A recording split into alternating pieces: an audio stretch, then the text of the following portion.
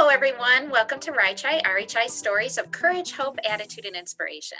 My name is Sharon Clausen, and today we have one of our past patients with us, Tricia Allen. Tricia, thank you so much for joining us. Oh, you're very welcome. Thanks for asking me. Absolutely.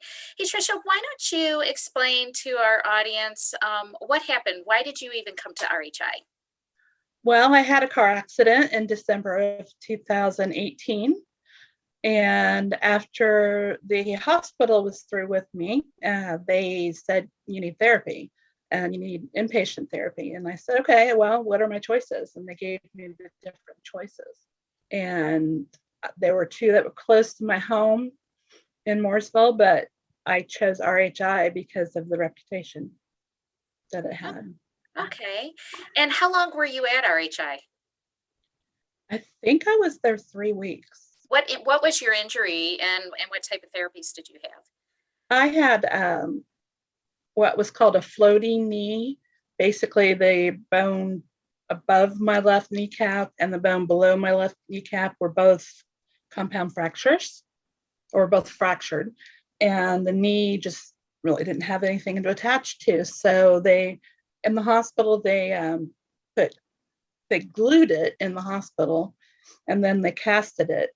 That's my left leg. My right leg, I had a broken calcaneus, and I had a cast on that. And I also broke the humerus in my right arm and rib fractures. Yeah. So I had one limb I could use. So my legs were just not really able to be used. So I had to have some intensive therapy in order to get in and out of a wheelchair and be able to function just on a daily basis. And were you receiving physical therapy, occupational, what kind of therapy? Physical and occupational therapy, both. I think I had like 2 sessions of physical therapy a day and 1 session of occupational. Okay, so about how many hours do you think you were doing therapy each day? Maybe 3 or 4.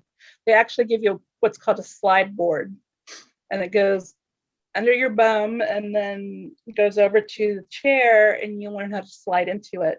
And eventually you can do that by yourself, and which makes it easier to go home. But when I was home, I was ready to come back.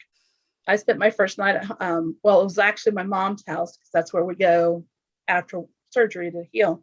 And I first spent the first night crying myself to sleep because I couldn't do what I was taught to do. I couldn't get the bed to come down. I couldn't. So everything was just a messed up thing in my head, and I was better the next day though.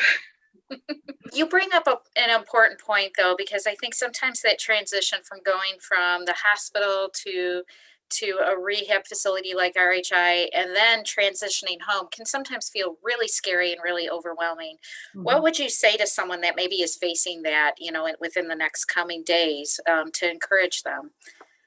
Ask a lot of questions. No question is stupid. Make sure that you talk to your therapist back and forth.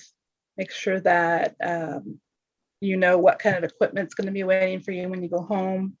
If you are going to have a little tutorial session on the bed and raising it and lowering it. And just remember all of the hard work you put into it when you were in the rehab center. And that was your main goal, was to go home. I passed up going to rehab facilities that were closer to my home, specifically because I knew the reputation of RHI. They have so many people there and so many therapists there who are so kind but tough, and they get you to do it whether you want to or not, but it's all for your own good. It's just a wonderful place. The nurses are wonderful. The doctor is wonderful.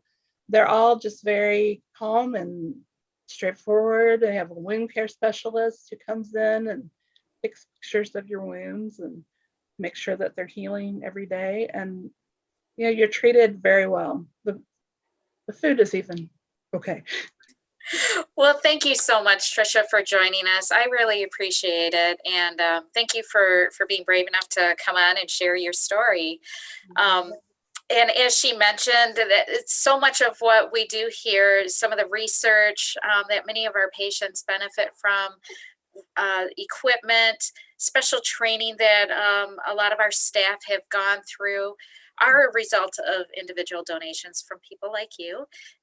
With this post, there is a link if you would like to give a donation in honor of Trisha. We would really appreciate it, and we will see you next week.